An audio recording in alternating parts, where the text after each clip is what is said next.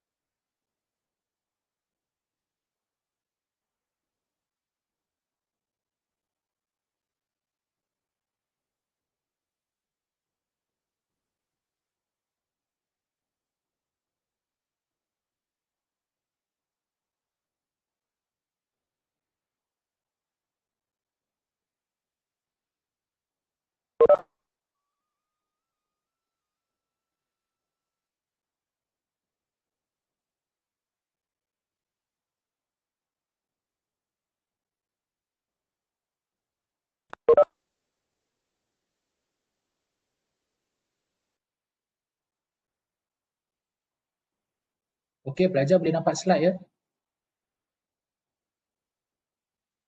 Pelajar boleh nampak cikgu, nampak.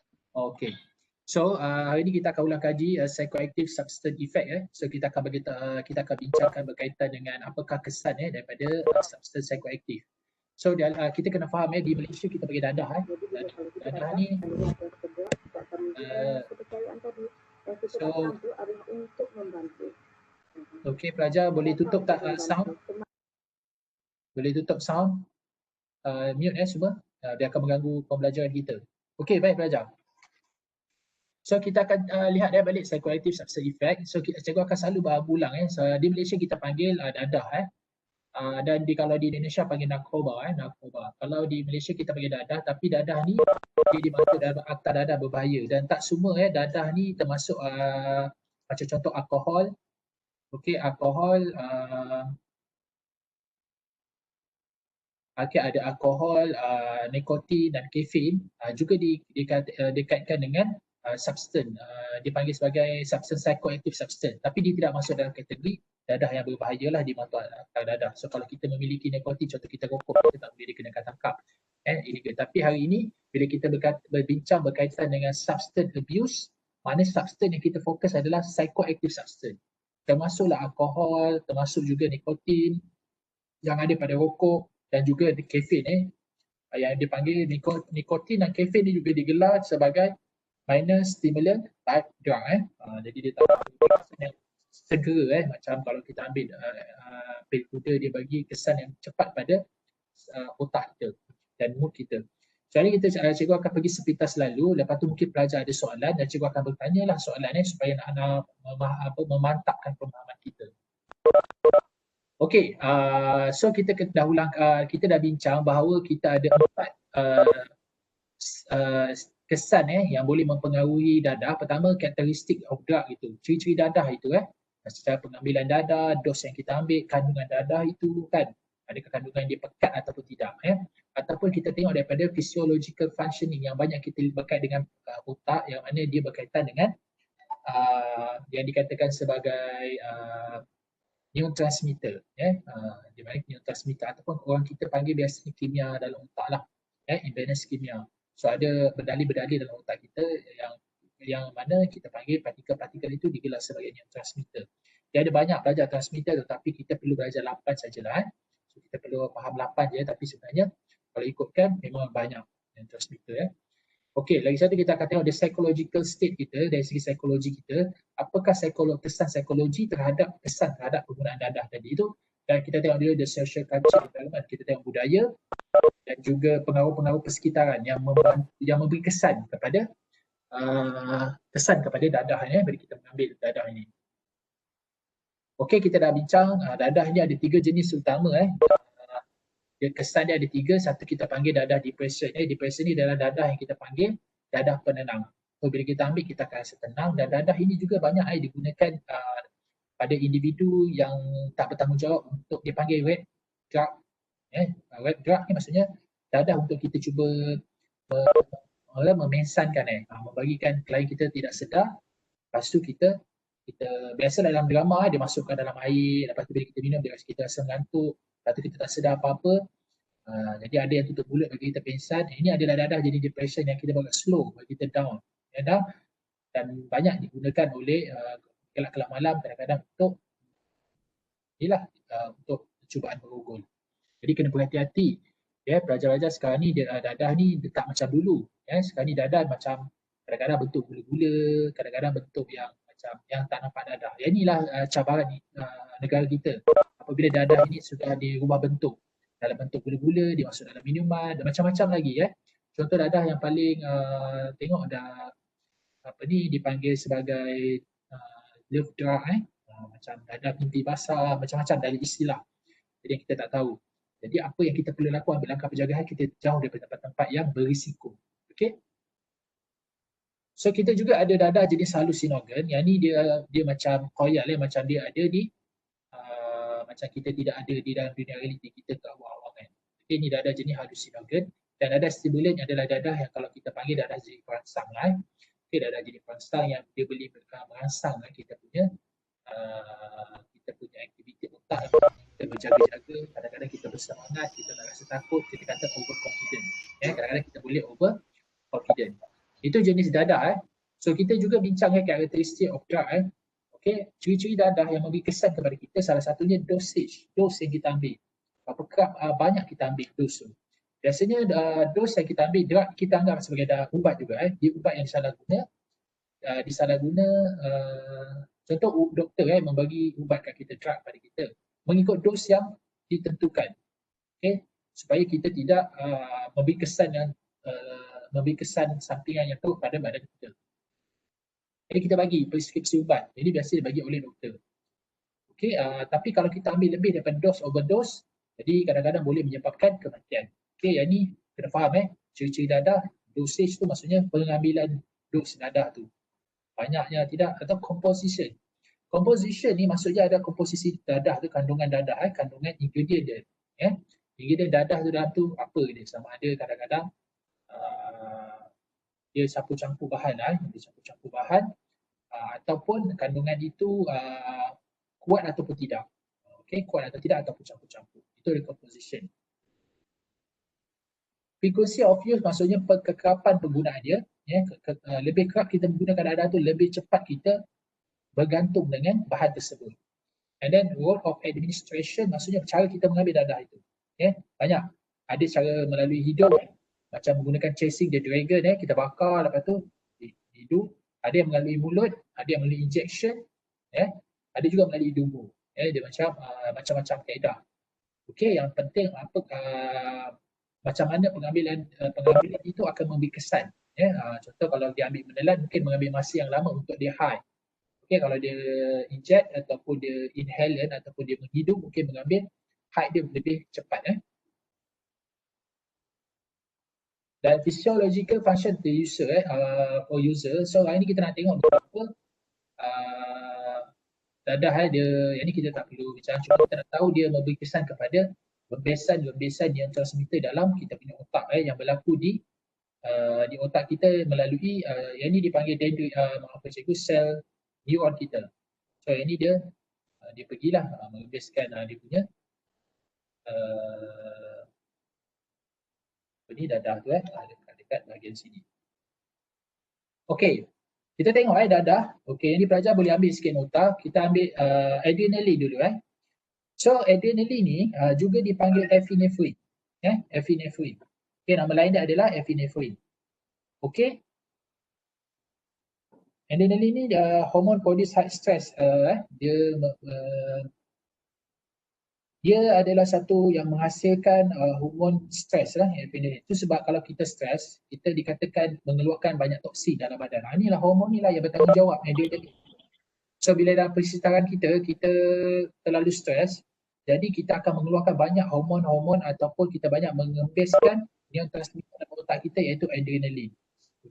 Yang menyebabkan kadang-kadang kita punya jantung kita ni berdegup lebih kencang. Itu sebab pelajar kalau kita dalam keadaan marah atau dalam keadaan kita takut, cuba perasan kita punya degupan jantung memang kencang. Macam biasa.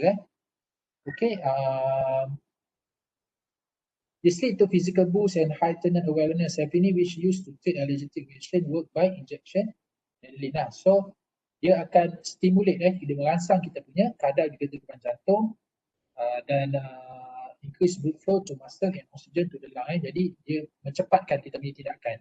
Jadi bila kita dalam keadaan cemas, adrenalin ni bagus dikeluarkan supaya kita akan ambil lebih berjaga-jaga. Tapi kalau terlalu banyak keluar, jantung dia akan jadi tidak baik lah. Lebih lagi kepada sistem kardiovaskular kita, iaitu jantung dan paru-paru kita. Itu adalah hormon adrenalin. Yang ni nanti kita tengok ada dadah-dadah tertentu yang memberi kesan kepada adrenalin ni. Sama ada dia menghalang adrenalin ni daripada merembes, iaitu dadah jenis antagonis, ataupun dia biasanya menghalang dadah jenis depression. Lagi satu lagi dadah jenis noradrenaline. Noradrenaline ni atau dipanggil norepinephrine. Ini nama lain dia, norepinephrine. Okey, ini adalah neurotransmitter yang memberi kita attention. Corresponding action in the brain. Okey. Dia juga sebenarnya dadah adrenaline dengan noradrenaline ni sebenarnya dia dadah yang jenis yang flight neurotransmitter. Okey. So adrenaline dan juga noradrenaline ni adalah satu dadah yang sama sebenarnya. Dia bila dalam kita keadaan kecemasan ataupun kita dalam keadaan berjaga-jaga, so hormon ni neurotransmitter ni akan dirempeskan ke otak kita. Satu adrenaline, okey, epinephrine. Satu lagi noradrenaline ataupun norepinephrine. Okey, ni nama lain dia. Jadi dia juga akan menyebabkan kita sentiasa berjaga-jaga. Dan dia dipanggil sebagai fight and flight. Dia akan sentiasa berjaga-jaga dua-dua ni. Okey, dia akan meningkatkan tahap kita punya kesiapsiagaan dan degupan jantung kita akan makin kencang. Okey. Dan seterusnya neurotransmitter dopamin. Okey. So dopamin ni kita panggil dia sebagai pleasure neurotransmitter, iaitu dopamin yang rasa kita seronok. So apabila kita rasa seronok, kita rasa puas hati, kita akan keluarkan hormon ni. It's so associated with addiction, movement and motivation. Jadi dopamin ni kita buat dia keluar apabila kita rasa termotivasi, kita rasa bersemangat, kita rasa seronok melakukan sesuatu. Contohnya kita rasa seronok, contohnya kita dibagi maklumat lah, okey, bagi yang minat berenang kan, bagi yang minat berenang dia kata besok kita akan pergi ke swimming pool. Jadi dia rasa seronok. So bila dia rasa seronok tu sebenarnya rembesan neurotransmitter dopamin kat otak kita tu banyak dirembeskan. Okey, itu sebab pelajar bila kita down kita rasa macam tak seronok, kadar dopamin dalam otak kita tu sedikit. Jadi cara kita nak merembeskan tu, kita kena baca ayat-ayat motivasi, kita kena baca, kita kena berimajinasi benda-benda yang baik. So kita kena tukarkan benda-benda yang tak baik tu kita kena tukar yang baik supaya dia mengeluarkan hormon-hormon yang baik kepada otak kita supaya otak kita akan lebih bagus dan kita akan jadi lebih fokus. Kita akan lebih jadi rasa tak ada kebohongan. Tapi apabila kita sentiasa sedih, kita terlalu negatif, jadi hormon dopamin ni kurang dan banyak dia keluar dalam otak kita adalah hormon adrenaline dan noradrenaline ni dan menyebabkan kita sentiasa buruk. That's why satu cara kaedah yang baik untuk kita dapat motivasi adalah selalu kita berfikiran positif dan kita sentiasa pergi ke tempat-tempat yang kita seronok. Macam kita ambil angin dan salah satu kita baca ayat-ayat motivasi yang boleh menaikkan balik kita punya rasa keseronokan tu. Okay, ini dopamin. Dan lagi satu kita tengok lagi yang ni serotonin juga dia adalah mood neurotransmitter. So serotonin ini dia juga ada satu hormon yang dipanggil hormon kegembiraan. Dopamin keseronokan, yang ni kegembiraan. So serotonin ni. So dia akan kita boleh dapat hormon serotonin dengan kita exercise. Itu sebab pelajar kalau kita rasa macam kita tak ada mood pergi luar, kita berjogging. Kita berjogging ke, cikgu cerita macam ni supaya kita kena tahu ada satu kaedah lain selain kita ambil dadah. Macam mana kita nak ganti dengan dadah tu. Sebab kadang-kadang mereka tak tahu kenapa mereka rasa seronok. Kenapa mereka ambil dadah mereka rasa seronok. Jadi mereka nak rasa seronok tu dan mereka nak mengurangkan rasa kekecewaan, rasa anxiety, rasa takut tu, jadi mereka mengambil dadah sebab mereka nak rasa seronok. Tapi sebenarnya hormon-hormon dopamin dan serotonin ni juga boleh dia melalui aktiviti dan kawalan minda kita. So selalu kawalan minda kita adalah kita berimajinasi benda-benda yang baik. So kalau kita rasa kita tak mampu nak berfikir, kita boleh tulis. Kita tulis hikayat hidup kita. Okay, kadang-kadang kita kematian ibu kan, kita rasa macam down sangat, kita rasa kita dah tak ada tempat bergantung. Macam tu kita kehilangan orang yang tersayang, kita rasa dah tak ada. So bila kita down, kadar dopamin serotonin kurang dan hormon-hormon yang kita panggil toksin seperti adrenaline, noradrenaline dia akan tumbuh dalam otak kita, menyebabkan kadang otak kita ni dia akan mengalami kebungan. So dengan melakukan aktiviti ataupun dengan berfikiran positif dia mampu mengurangkan dopamin. Jadi banyak cara. Salah satu cara yang kita boleh gunakan adalah menggunakan imajinasi cemerlang kita. Kita ada imajinasi tau. Ada manusia, kelebihan manusia dah ada imajinasi. Jadi kita create kita punya imajinasi yang cemerlang, imajinasi yang seronok. Tak ada salah pun tak kena bayar tak kena bayar pun tak apa. Kita imajinasi sebab benda tu boleh membantu kita. Dan salah satu cara lagi untuk meningkatkan pengeluaran hormon serotonin yang membuatkan kita rasa bahagia, kita bersenam. Macam-macam sekarang senaman. Cikgu tengok ada yang senaman Tabata kita pasang je muzik, kita tak perlu pun perlukan alat ini, kita perlukan pergerakan. So senaman Tabata tu dia membuat exercise kita mengeluarkan peluh. So peluh tu kalau kita rasa macam kita dalam keadaan tertekan, cuba kita bersenam, cuba kita tengok peluh kita. Dia akan bau yang sangat macam tengik lah nak cakap tu. Pahit bau dia sebab dia dah keluarkan hormon-hormon yang tak baik.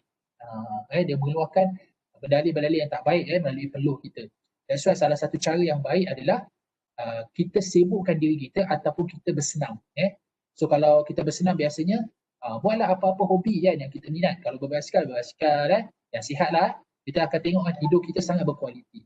So kalau kita tidur tak boleh, ada gangguan tidur, maknanya ada hormon-hormon yang neurotransmitter yang dalam otak kita ataupun berdalih-berdalih bahan-bahan kimia yang ada pada kita tu yang tak baik lah. So kita nak mengeluarkan dopamin dan serotonin. Okay? Sebab kalau ada orang yang tak dapat kebahagiaan ini, mereka suka untuk mengambil dadah. So kita ambil pendekatan lain. Okay. Itu So kita ada lagi hormon yang dipanggil GABA. Okay. Jadi GABA ni kan, dia pun bagus juga hormon ni. Dia akan buat kita lebih tenang. Lebih tenang. Lepas tu dia akan memberi kita lebih fokus. Kita boleh fokus. Okay. Kalau kita kurang GABA ni, kita akan mudah anxiety. Okay. Kita akan rasakan anxiety. Dan kalau kita kurang juga, kita akan mungkin mengalami epilepsi. Dia panggil sawan, sawan, goyang-goyang. Goyang. Jadi GABA also contribute to motor control and vision. Drugs to treat epilepsy often by increased level of GABA to the brain. Jadi ada dadah yang menyerupai neurotransmitter GABA ni.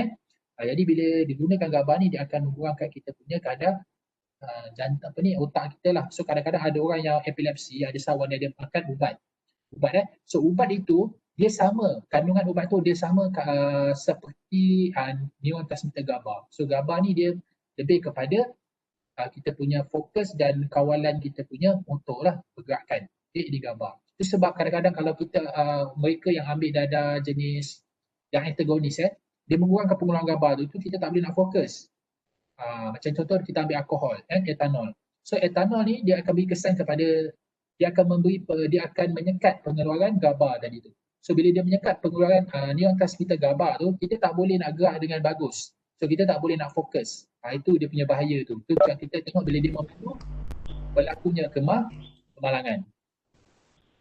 Seterusnya acetylcholine. Acetylcholine ni adalah satu hormon yang dipanggil learning neurotransmitter. Okay, learning transmitter. Yang ni penting. Acetylcholine ini untuk kita nak mengingat, nak belajar dan memahami. Okay. Jadi apabila kita kekurangan acetylcholine ni, kita akan menyebabkan kita akan kurang nak ingat. Itu sebab kadang-kadang ada ubat dia memang mengaktifkan pengeluaran neurotransmitter acetylcholine ni. Jadi bila kita makan acetylcholine, kita lebih mudah nak mengingat, kita lebih fokus. Dan seterusnya glutamate. Okay, glutamate ini adalah neurotransmitter the brain is about cognitive function. Dia juga sama dengan acetylcholine dengan glutamate. Okay, jadi kalau mereka yang mengambil dadah jenis alkohol tadi, depression, biasa dia akan menyekat GABA, acetylcholine dan glutamate ni, menyebabkan kita kadang-kadang berfikiran tidak rasional. Okay. So dadah yang terakhir, neurotransmitter neurotransmitter yang terakhir adalah neurotransmitter dipanggil sebagai endorfin. Okay. Endorfin ni adalah Cikgu baca sikit. A certain compound, a biological active section of which is sugar from a long chain of multiple amino acid, they are released the brain during exercise, segment pain and sexual activity. And body feeling, dying or even okay. So endorfin ni adalah hormon yang juga hormon kegembiraan yang dipanggil euphoria neurotransmitter. So apabila kita mengambil dadah jenis syabu, syabu dia bukan saja mengeluarkan hormon dopamin, neurotransmitter dopamin, tapi dia juga mengeluarkan hormon endorfin. Okay, ini adalah hormon-hormon kegembiraan, hormon-hormon kegembiraan. So salah satu cara yang boleh kita lakukan untuk mengeluarkan hormon ni, untuk menjadikan hormon ni adalah dengan salah satu cara yang paling mudah adalah bersenyum. Lepas tu melakukan relaksasi. Relaksasi kita tarik nafas, kita tenang. So bila kita tenang, kita relaksasi, kita jangan fikir apa-apa. Kita relax, kita kata aku nak dalam keadaan tenang. Itu salah satu cara yang boleh menyebabkan pengeluaran ataupun neurotransmitter dopamin, serotonin dan endorfin ini dipanggil hormon-hormon yang kegembiraan. Seronokkan ini akan dibebaskan dalam otak kita. So kita yang kena kawal persekitaran kita. So kita nak mudah kita ambil dadah sebab dadah ni dia punya kesan tu cepat. Tapi kalau kita nak fikiran tenang, dia ambil masa. Pelajar, so cara paling mudah sekali yang kita boleh lakukan buat sekarang ni kalau kita rasa stres, okay, kita stop dulu. Kalau bagi yang beragam Islam, dia boleh ambil wuduk dan terus solat sebab dia melakukan aktiviti dan dia fokus pada solat, jadi dia akan khusyuk dalam solat, dia akan beri ketenangan kepada dia. So bagi yang lain ataupun dengan cara lain, kita boleh bersenam. Bersenam macam-macam, main muzik ke, boleh jogging, ataupun bagi mereka yang minat membaca, mereka boleh meneruskan hobi dia. Jadi ini adalah salah satu coping skill untuk buatkan otak kita lebih baik. Dan ada jenis beberapa dadah yang kita tengok yang dia mempengaruhi, contohnya kokain, metafetamin, amfetamin, opiat, marijuana, heroin, dia mempengaruhi dadah jenis dopamin. Itu sebab kalau kita tengok orang yang ambil dadah jenis kokain ni dia rasa macam seronok aja, ketawa sorang-sorang. Kalau alkohol, hallucinogen, stimulant, antidepressant, dia banyak mempengaruhi serotonin. Heroin tadi adrenaline tadi dia kokain, apa tu, dia pun sama. Dia arousal, alertness, energy dan feeling pleasure, pleasure. Okay. Endorphin dan acetylcholine, acetylcholine ni banyak ni. Glutamate dan GABA. Bila disturb ini kita pelajar-pelajar kena hafal supaya nanti bila ada soalan pelajar boleh jawab. Okey. Itu yang berkaitan dengan neurotransmitter. Lagi satu kita tengok daripada keadaan psikologi kita. So keadaan psikologi juga kita boleh pecah kepada 4. Satu, previous drug experience. Pengalaman kita yang lepas terhadap dadah tersebut boleh mempengaruhi kita. Expectation kita, jangkaan kita melalui maklumat-maklumat yang kita terima melalui media massa, melalui rakan, media elektronik, melalui iklan-iklan media massa dan media elektronik ataupun melalui kawan-kawan kita. Jadi expectation atau set ni boleh mempengaruhi kita terhadap sesuatu kesan pada dadah tu. Okey. Kadang-kadang mood kita, mood kita pada ketika itu, task ni macam ujian lah kalau kita senang faham cabaran dalam hidup kita. And then itu ada psychology state. And then kita tengok juga dari segi social culture. Bagaimana social culture kita, budaya setengah budaya itu pun menyebabkan seseorang itu memberi kesan kepada pengambilan dadah itu. Daripada rakan sebaya. So kalau kita ramai kawan-kawan yang menagih dadah ni, cara paling baik adalah kita tinggalkan dia, belajar. Tinggalkanlah. Okay. Carilah kawan yang baik. Mungkin kawan yang baik ni memang susah nak dapat. Memang susah, jadi kita banyak sabar. Jadi kawan-kawan yang kadang-kadang tak baik ni senang, tapi berkesan pada kita, jadi kita tinggalkan dia. Carilah kawan-kawan yang boleh membantu kita. Sebab pengaruh rakan sebaya ni memang sangat memberi kesan. Kalau kita tengok pun, 2 faktor kajian menunjukkan 2 faktor yang memberikan seseorang itu terlibat dengan bukan sahaja penglibatan dadah, tapi dengan jenayah-jenayah lain ada 2 faktor. Satu disebabkan family factor. Yang kedua adalah rakan sebaya. Dan dia akan mempengaruhi kita untuk ingin mencuba. Kita pula ingin mencuba. So kita ubahkan persekitaran itu. So persekitaran yang perlu kita ubah adalah satu daripada kawan, satu lagi daripada family lah. So kalau kita rasa family kita ada yang terlibat dengan dadah, yang memang tidak membantu perkembangan kita, maka kita kena berhijrah. Kita kena berhijrah, dan dalam erti kata berhijrah ni apa?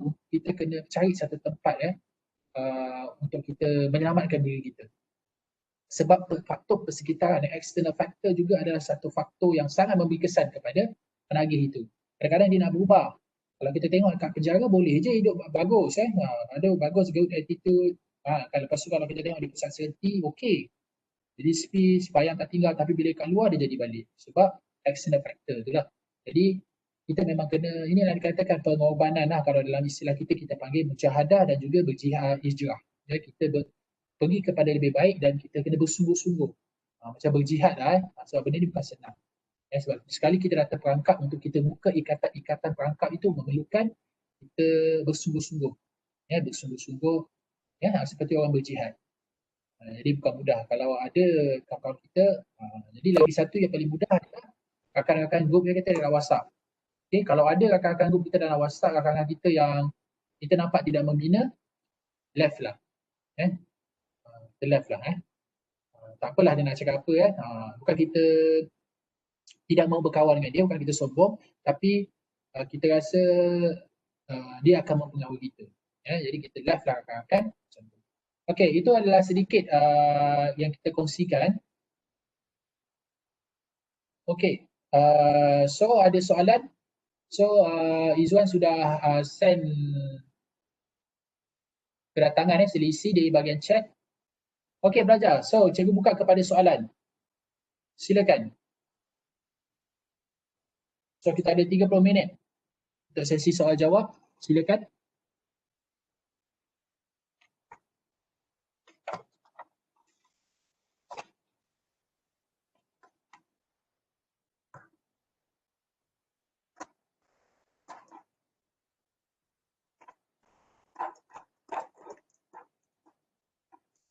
Okey pelajar, sila.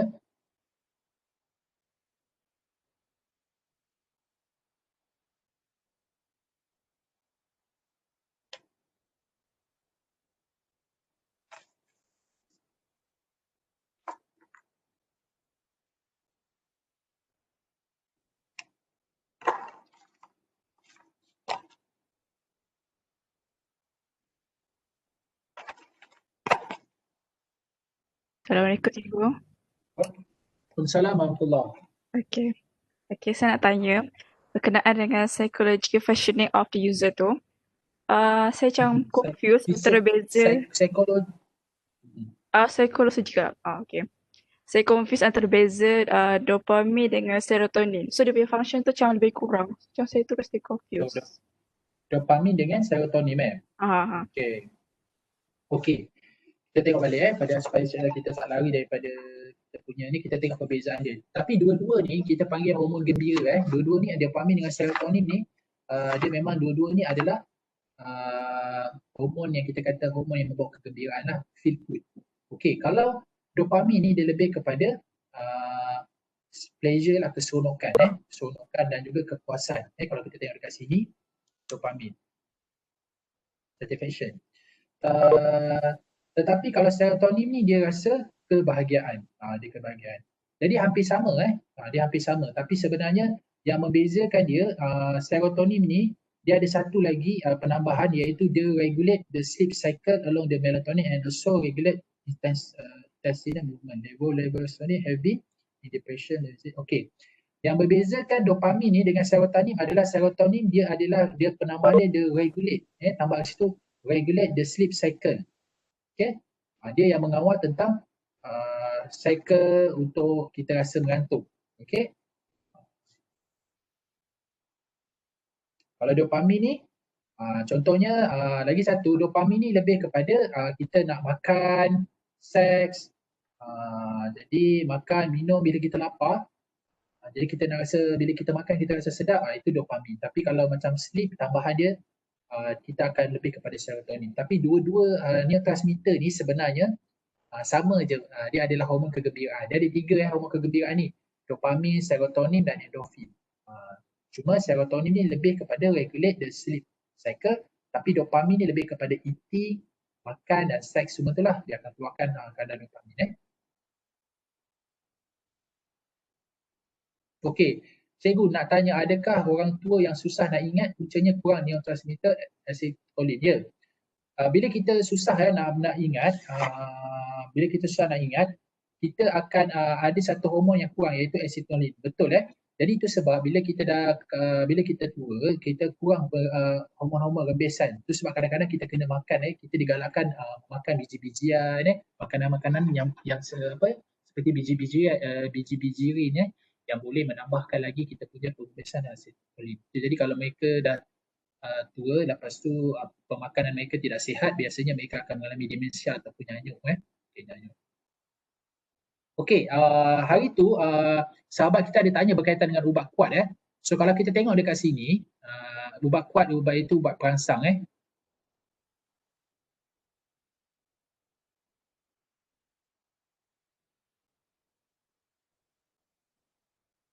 Ini antara ubat kuat lelaki di farmasi.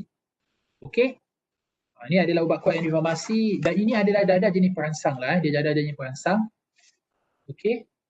Biasanya orang yang makan ubat ni adalah disebabkan ada penyakit dipanggil sebagai erectile dysfunction ataupun dipanggil sebagai mati pucuk. Jadi ini adalah ubat-ubat yang dimakan, dia mengandungi sildenafil. Biasa ubat-ubat ni dia ada mengandungi dia panggil ubat perangsang seks. So ubat perangsang seks ni ada 4 yang biasa. Pertama dipanggil evenafil. Yang kedua dipanggil sildenafil, tadalafil dan vardenafil. So dengar je fil ni fil tu itu adalah ubat perangsang seks. Okey, dia memang kalau kita beli di farmasi dan doktor biasa akan bagi ni ubat Viagra atau dia panggil pil biru. Okey. Namun demikian, kadang-kadang ada mereka yang mengambil ubat-ubat ni dan dicampurkan dalam kita punya gula-gula, kopi dan juga minuman kesihatan.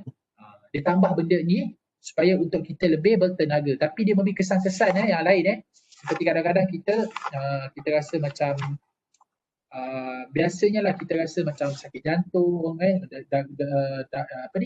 degupan jantung cepat berdegup. Jadi ini ada satu contoh ubat-ubat kuat. Memang ada jual di farmasi tapi ada juga orang yang mencampurkan ubat yang jenis ini ke dalam minuman gula-gula minuman dan gula-gula dan makanan-makanan tertentu. Okey. Lagi satu sahabat kita juga ada tanya berkaitan dengan dipanggil sahabat kita kata pasal anabolic steroid Okey, steroid yang kita tahu steroid ni dia mengandungi male hormone iaitu testosterone tadi tu. So apabila kita makan ubat ni dia sebenarnya kebanyakan mereka yang mengambil steroid ini adalah dia untuk pembinaan otot dan dia akan meningkatkan performance kita lah. So atlet yang biasanya bila kita buat ujian doping biasa atlet banyak ambil dadah jenis steroid ni. Dia banyak ambil dadah jenis ni Itu sebab dulu masa cikgu berenang cikgu ajar budak-budak, kadang-kadang cikgu tengok badan ketak-ketak kan bila berenang bila kita berenang ni kan kita buka baju jadi bila kita buka baju cikgu tengok student cikgu kena pasti tahu student yang ambil ubat ni sebab dia punya otot tu lain macam, biasanya dia akan urat-urat lepas tu tapi bila kita suruh dia berenang dia punya performance tak bagus.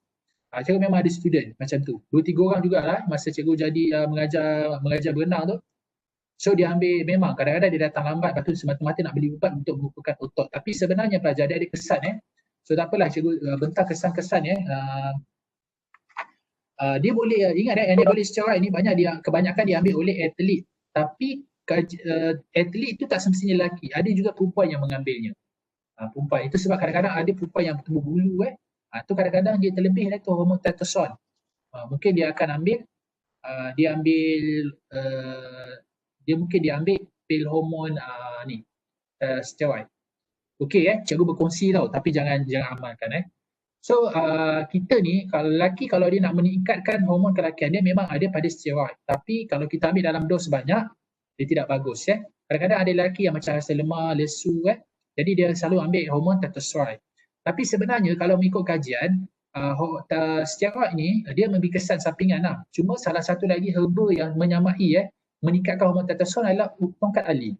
Dia memang dikaji dalam bidang pharmaceutical dalam bidang farmasi mengatakan bahawa tongkat ali tu ada juga boleh meningkatkan hormon testosteron kita. Itu sebab kalau kita tengok ramai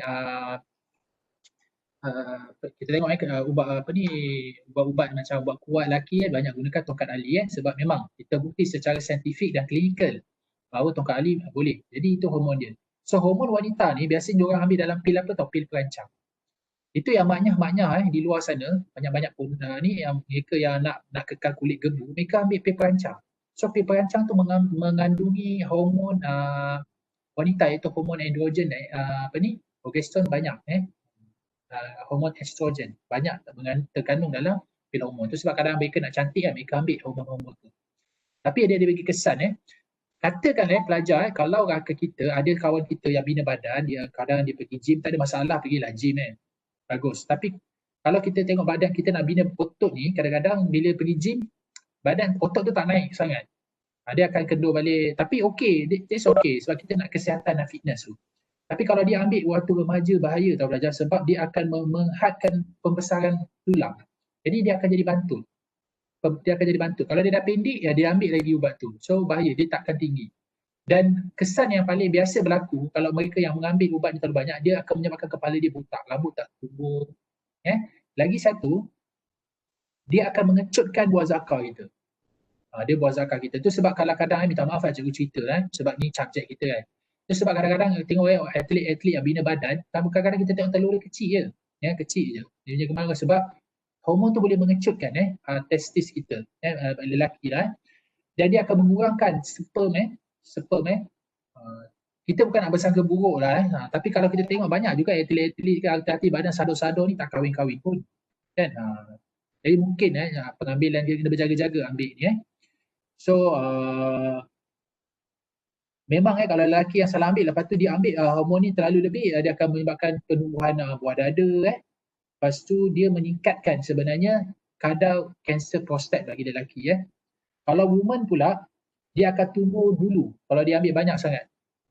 Tumbuh bulu dekat badan, saiz buah dada kecil, lepas tu dia macam rambut banyak gugur lepas tu dia punya cycle haid dia punya pusingan haid tak menentu lepas tu dia punya suara tu macam garau sikit Okey, ubat kuat tu memang tidak ada kawalan ke? Means semua orang boleh dapat ke farmasi dengan mudah? Okey, tidak sebenarnya kalau kata ada setengah ubat dia tak jual, kalau kita pergi farmasi lah bila pergi farmasi ada ubat, kalau kamu tengok dia ada letak di depan tau, kat depan depan ubat ni, ubat tak kontrol lah, ubat kat depan kita boleh ambil. Satu lagi kalau kamu pergi farmasi dia ada ubat yang belakang kaunter tu, itu ubat kawalan. Biasanya kalau kita ambil lebih daripada dos, dia akan tanya, awak nak buat apa ubat ni? Biasa kalau kat farmasi kita panggil pil biru dia tak blue pill. Jadi dia faham lah dia nak Viagra lah tu So pelajar, biasanya kalau farmasi yang bertanggungjawab, yang ada rasa tanggungjawab, dia akan tanya. So dia akan kawal dos tu. Tu sebab kadang-kadang kamu tengok ada ubat, kalau kita pergi mana-mana farmasi ada ubat yang jual di depan. Jadi di depan ada juga yang di belakang kaunter. Yang tu biasanya ubat terkawal. Yang bukan senang-senang kita boleh jual lah. Tapi memang dia ada jual. So kawalan dia bergantunglah kepada bergantung kepada farmasi tu sama ada dia ada sifat integriti yang tinggi atau tidak. Cuma menjadi tanggungjawab seorang farmasi kita terangkan apakah kesan sampingan bila dia ambil ni. So kadar sakit jantung dan kanser prostat sangat tinggi kalau kita mengambil dah ada ubat kuat ni So ada juga yang tanggungjawab yang cikgu cakap tadi, dia masukkan dalam gula-gula, masukkan dalam ubat, masukkan dalam makjum ubat-ubat tradisional tu sebab kalau kita ada masalah contohnya ada masalah mati pucuk ke, kita jumpa, jangan kita risau, jumpa ke doktor. Kadang-kadang kita segan kita beli ubat-ubat yang tak tahu mana, kita beli dekat website tanpa kita tahu apa kandungannya, kita makan dan akan beri side effect pada kita. So berhati-hati ya pelajar. Okey, seterusnya ada lagi soalan? Silakan.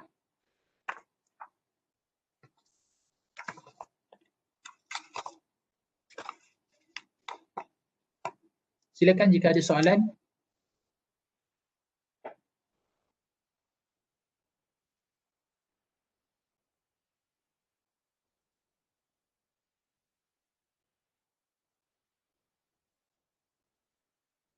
Okey, cikgu nak tanya Rabiatul Adawiyah. Rabiatul Adawiyah ada di dalam talian? Rabiatul Adawiyah? Cikgu. Okey, Rabiatul Adawiyah. Okey, cikgu nak tanya awak Uh, apa fungsi neurotransmitter adrenaline? Neurotransmitter. Adrenaline ataupun dipanggil sebagai epinephrine. Epinephrine, yes.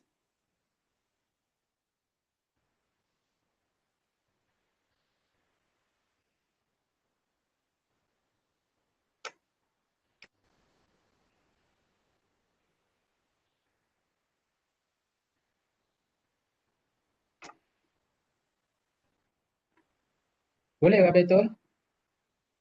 Kejap cikgu. Bila kita ni bincang kena ada nota depan. Supaya ada kita ada dapat cikgu. okey,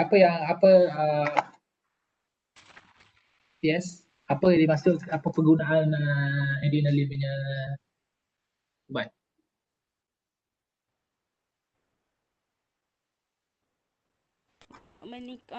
Fungsi untuk meningkatkan kadar denyut jantung dengan kadar darah, betul tak cikgu? Adrenaline. Okey. Okey, fungsi utama dia apa? Untuk mengawal stres. Okey.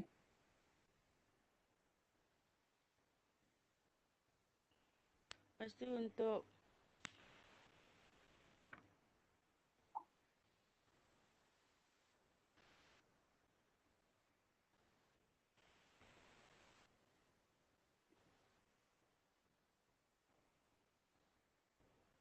melawan neurotransmitter.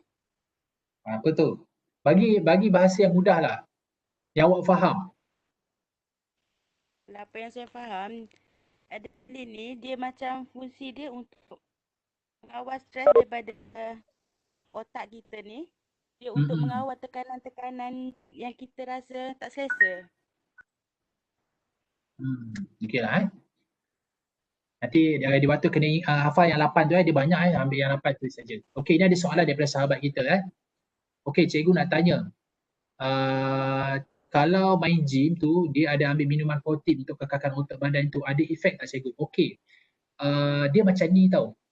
Minuman protein tu dia sebenarnya kandungan susu lah Cuma kadang-kadang kita bimbang susu tu dicampur dengan bahan-bahan tertentu yang menyebabkan dia punya tidak balas tu cepat.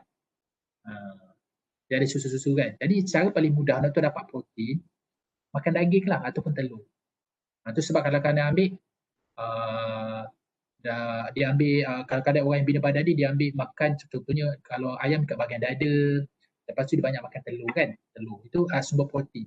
Cuma kadang-kadang dalam bidang perubatan pun, protein pun tak bagus kalau terlalu banyak. Dia akan menyebabkan merosakkan hati kita. Pun tidak berapa bagus kalau ada pemakanan. Itu sebab kita dipanggil makanan seimbang. Jadi bagi nak bina badan, bagi bina badan, ini cadangan cikgu lah pandangan cikgu. Main je lah gym tu. Tengok kekuatan badan kita, berhenti berhentilah. So kalau kita rasa nak bina badan tu macam apa, untuk apa? Tu tengok tujuan dia jelas. Kalau rasa nak tunjuk dekat badan kan tak bagus, aurat. Kalau dari Islam itu aurat, jadi kena tu. Tapi kalau nak main untuk kesihatan, okey. Kalau nak ambil pun, ambil lah protein yang biasa, yang memang asli lah. Ambil lah daripada daging, daripada ayam ataupun daripada telur ayam, kita boleh makan lah. Tapi tak perlu berlebihan lah. Pergilah gym tapi memang tapi kadang-kadang betulkan matlamat lah untuk nak sihat. Efek tu cikgu tak pasti tapi boleh memang ada kandungan. Sebab kadang-kadang kita baca kandungan kan, kita bukan tahu pun apa kandungan tu, bahasa dia saintifik kan. Bendafil, tenafil, mana kita tahu. Kalau orang tak belajar lagi tak tahu. Jadi dia lagi tak tahu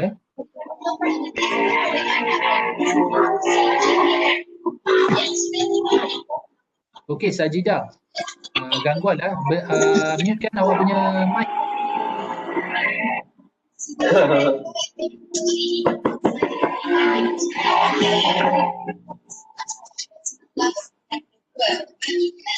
Maaf cikgu. Ya. Okey, kalau tak boleh type je lah kat chat cikgu baca. Banyak ubat kuat dijual secara berluasa di online secara satu wabah, KNDB majoriti yang beli kebanyakan golongan muda, adakah dikira ketagih juga cikgu bila salah guna? Okey, ketagih ni kita tengok dadah yang dipakai lah, tapi dadah yang paling cepat ketagih adalah dadah jenis macam ni lah, opiat. Dadah jenis opiat ni memang cepat ketagih. Tapi kadang-kadang kita tak ketagih tapi kita bergantung dengan ubat tu. Contoh kita nak makan, contohnya kita nak sebab kita tahu benda tu dia beri kesan pada kita. Contohnya lah, contoh kalau kita tahu ayah kita yang bagi kita duit, nanti kita tak ada duit kita akan minta lah ke ayah kita. Ketagih tu tak adalah ketagih sangat kalau ada ubat tu, tapi kadang kalau kata dia nak tu, salah satu disebabkan reinforcement tu. Okey. Kalau rasa ketagih tu, kalau hari-hari dia makan tu dia menyebabkan dia ambil benda tu, tapi dia beri efek yang kesan yang buruk, tapi dia still ambil. Itu dah kira ketagih lah. Tapi kalau kata dia beri kesan buruk tapi dia boleh stop, itu tak ketagih, tapi dia bergantung sajalah. Bergantung secara psikologi dan fizikal. Tapi kalau ketagih ni dia pergantungan dia fizikal dan juga dari segi fizikal dan juga psikologi. So berhati-hatilah bila kita beli ubat kuat ni. Cikgu, dopamin ni membuatkan kita lebih aktif, beraktiviti bermandi serotonin bukan cikgu? Oh, yang ni cikgu tak pasti. Yang ni cikgu tak boleh jawab. Dopamin cikgu takut cikgu bagi maklumat salah. Okey, nanti kita search sama-sama dalam internet. Takut cikgu bagikan maklumat kan salah. Yang ni cikgu tak berani.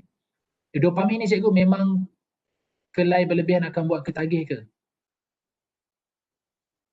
Dopamin ni cikgu, dopamin ni dia tak akan buat ketagih. Dia bahan yang menyebabkan, contoh kita ambil dadah syabu kan. Syabu ni dia merembeskan dopamin tu. Dan berembesan dopamin tu membuat kita feel good. Itu buat kita ketagih. Tapi dopamin tu tak buat kita ketagih. Yang buat kita ketagih tu adalah bahan yang menyebabkan rembesan dopamin tu pengeluaran dia secara luar biasa. So kita akan rasa seronok yang berlebih-lebihan. Itu yang ketagih. Dopamin tak ketagih. Dopamin ada neurotransmitter. Okey. Okey, contoh vitamin pil kuda. Pil kuda akan salah satu neurotransmitter adalah dia akan mengembeskan neurotransmitter dopamin, dan perembesan itulah yang membuatkan dia rasa rangsang. Okey, ada lagi soalan? Silakan.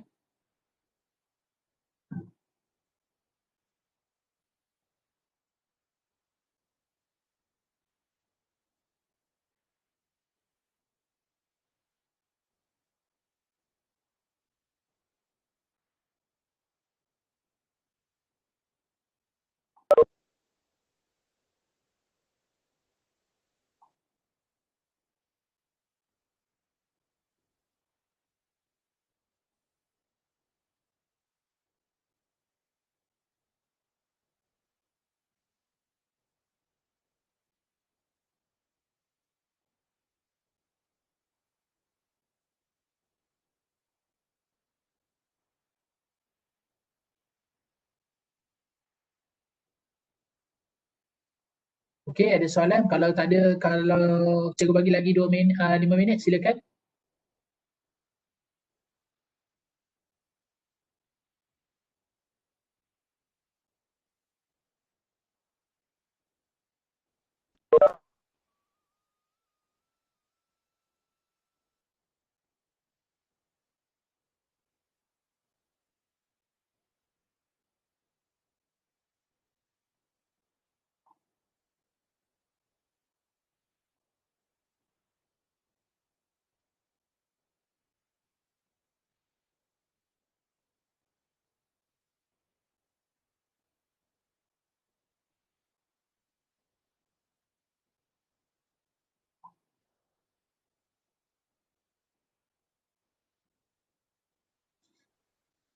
Okey.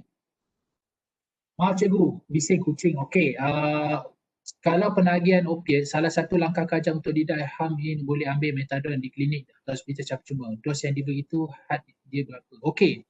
Yang ini untuk dopamin ni, untuk dopamin pula untuk metadon ni di klinik ni, dia dos ni cikgu tak berapa pasti.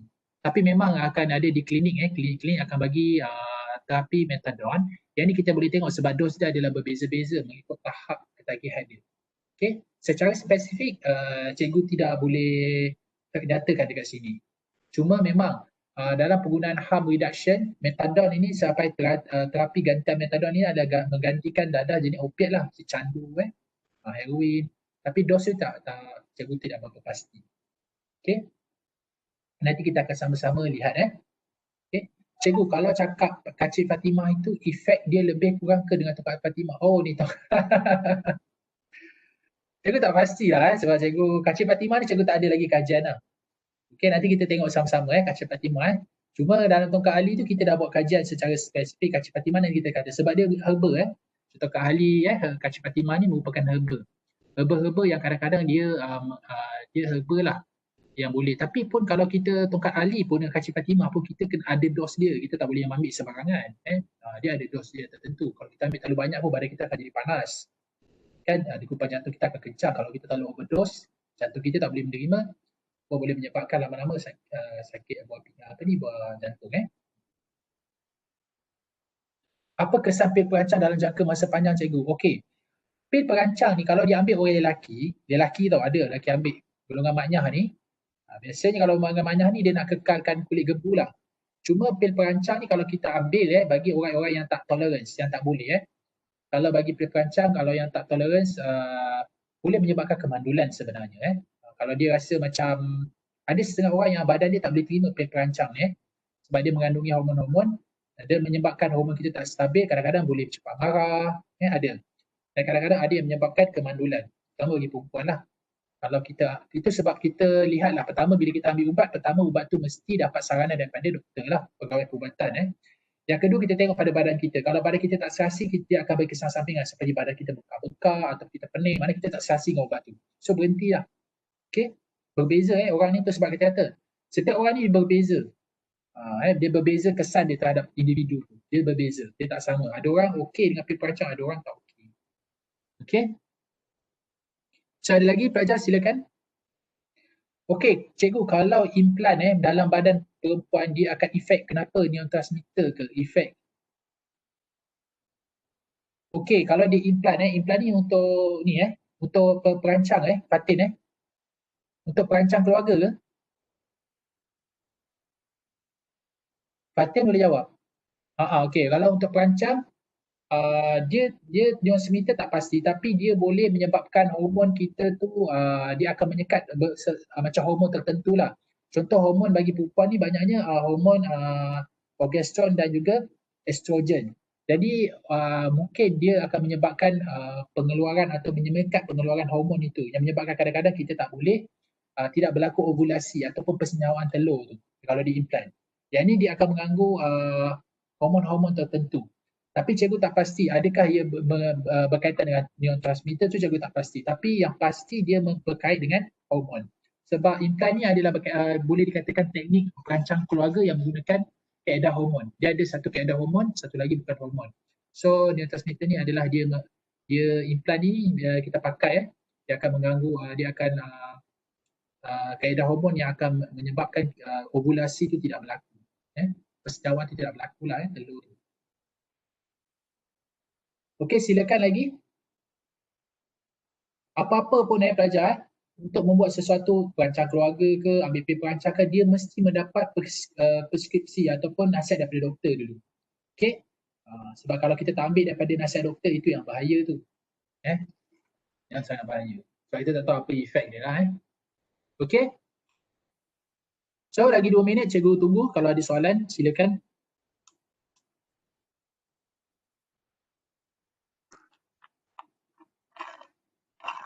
Okey, belajar kalau tak ada. So, terima kasih untuk hari ni. Okey. So, minggu depan, cikgu minta ke pelajar-pelajar masing-masing pergi ambil artikel surat khabar yang berkaitan dengan dadah. Sebab minggu depan kita akan bincang, minggu depan kita cuti kan. So, maksud cuti ni, pelajar cari artikel-artikel yang berkaitan dengan undang-undang dan akta dadah. Contohnya, kes rampasan dadah. Cuba awak belajar akta-akta tu, nanti kita akan bincangkan. So, bila kita tengok surat khabar tu, kes-kes dadah, jadi kita akan lebih faham bagaimana kadang-kadang akta dan undang-undang tertentu tu menyebabkan tangkapan-tangkapan mengikut akta-akta dan undang-undang tertentu. So pergi surat khabar secara online, kita ambil artikel-artikel tu, Dan kita tengok apakah section-section yang digunakan dan apa kesalahan yang dilakukan dan apakah hukuman yang dikenakan mengikut section tertentu supaya kita boleh faham ni. Okay. So kalau tak ada, cikgu ucap terima kasih untuk hari ini. Kita tundakan kelas kita pada hari ini dengan suratul Nas.